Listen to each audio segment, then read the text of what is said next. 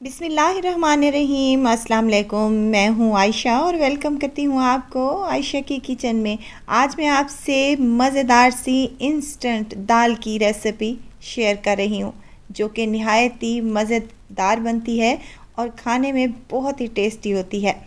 दाल के साथ सर्व करेंगे तड़के वाले चावल जो कि नहायत ही टेस्टी और मज़े का कॉम्बिनेशन है। दाल चावल तो हर घर में ही बनते हैं, लेकिन अगर आप मेरे तरीके से ये दाल चावल बनाएंगे तो आप हर बार में इसी दाल चावल की रेसिपी को बनाना पसंद करेंगे इंशाल्लाह ताला। तो रेसिपी को एंड तक ज़रूर देखिएगा, अच्छी लगे तो लाइक शेयर ज़रूर कर दें और अगर चैनल पर नए हैं तो चैनल को ज़रूर सब्सक्राइब कर लें।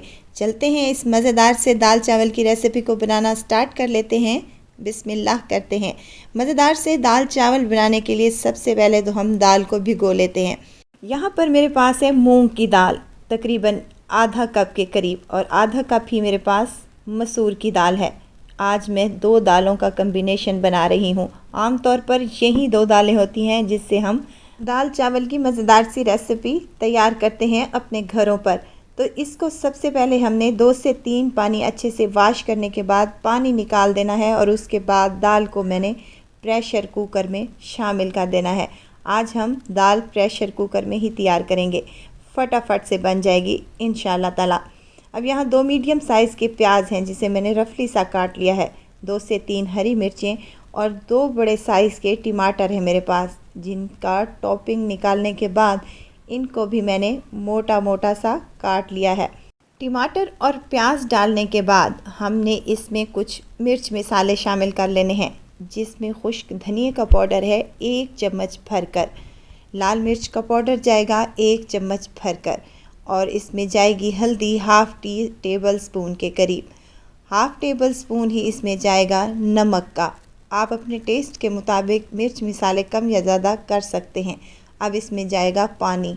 पानी की मिकदार इतनी रखें कि आपकी दाल के ऊपर 1 से 2 इंच ऊपर पानी आ जाए।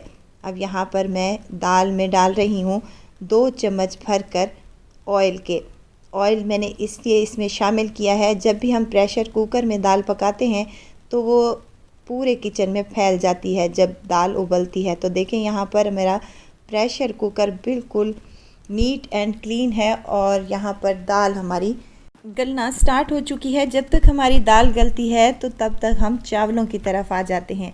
यहाँ पर मैंने 20 मिनट पहले चावलों को भिगो कर रख दिया था। चावल मेरे पास कच्ची कायनात के हैं। एक कढ़ाई में मैं शामिल करूँगी ऑयल, और जब ऑयल गर्म हो जाए तो एक मीडियम साइज़ का प्याज जिसे मैंने स्लाइसिस में कट कर लिया है ये शामिल कर दें, और साथ ही मैं 1 चम्मच भरकर मिक्स गरम मसाले का शामिल कर रही हूँ।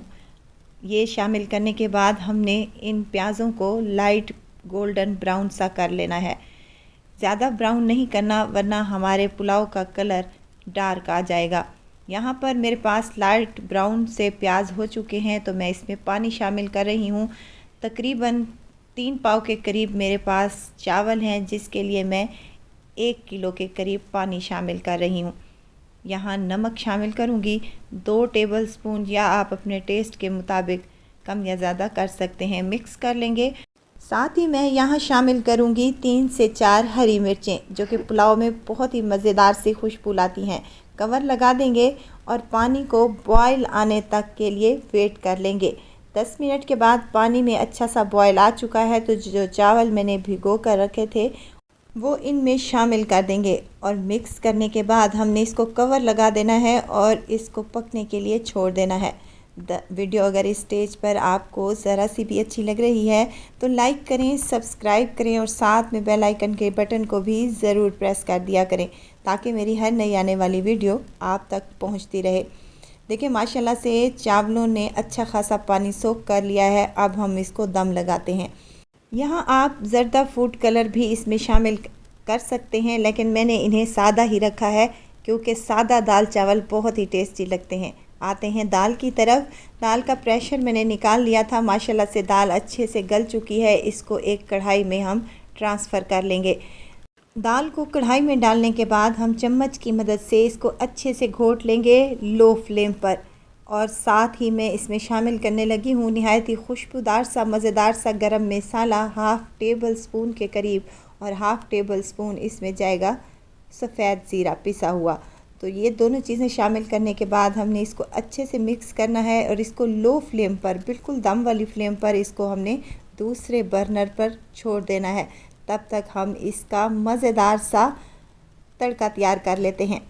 दाल का मज़ेदार सा तड़का तैयार करने के लिए मैंने यहाँ पर एक ले लिया है पैन और उसमें 1/2 कप के करीब ऑयल शामिल किया है। आप घी भी शामिल कर सकते हैं। यहाँ एक मीडियम साइज़ का प्याज स्लाइसेस में कट कर शामिल कर दें। अब इन प्याज़ों को हमने फ्राई कर लेना है लाइट गोल्डन कलर का। प्याज़ों को हमने ज़्यादा कलर नहीं देना, अगर हम ज़्यादा कलर देंगे तो हमारी दाल में कड़वा जायका आएगा।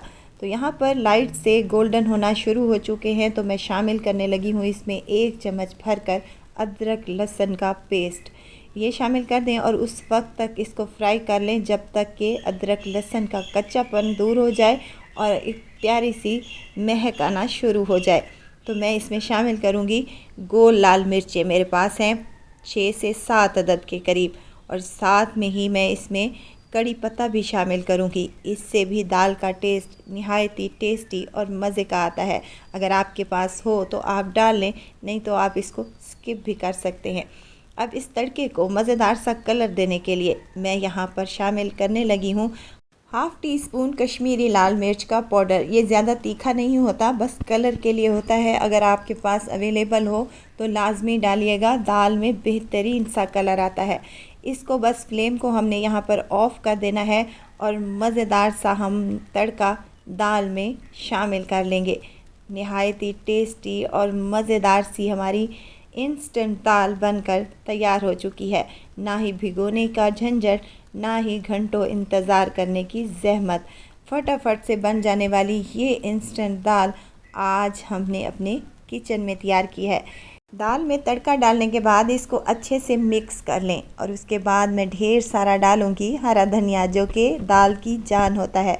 मिक्स कर लें और यहाँ पर मैं गर्मा गर्म दाल और चावल सर्व कर लूँगी। चावल भी हमारे यहाँ पर रेडी हो चुके हैं, इनको भी हम निकाल लेंगे। निहायत ही खिले खिले और मज़ेदार से ये चावल बने हैं। तो सर्व कर लेते हैं गर्मा गर्म और मज़ेदार से दाल चावल। बहुत ही टेस्टी और बहुत ही मज़े के बनते हैं। आप इसको अचार के साथ भी ले सकते हैं, बहुत ही टेस्टी और मज़ेदार।